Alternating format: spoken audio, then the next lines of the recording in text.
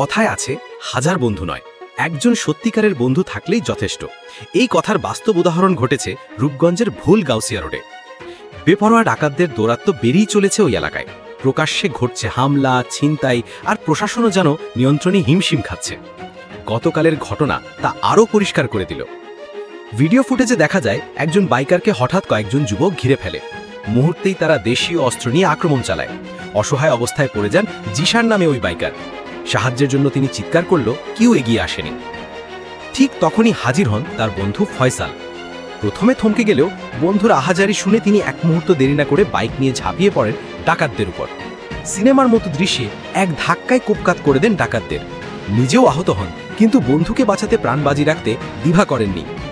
এই সাহসী ঘটনাটি প্রকাশ্যে আসতেই নেটিজেনরা প্রশংসায় ভাসাচ্ছেন ফয়সালকে। অনেকে বলছেন আজকের যুগে এমন বন্ধু পাওয়া ভাগ্যের ব্যাপার। তবে ঘটনায় আহত জিশান অভিযোগ করেছেন ডাকাতরা তার বাইক ও মোবাইল নিয়ে গেছে। পরে এক ট্রাক ড্রাইভার ও হেলপারের সহযোগিতায় পুলিশকে খবর দিয়ে তারা প্রাণে রক্ষা পান। এখন প্রশ্ন উঠছে, এভাবে যদি প্রকাশ্যে ডাকাতরা তাণ্ডব চালায় তবে দেশের নিরাপত্তা কোথায়?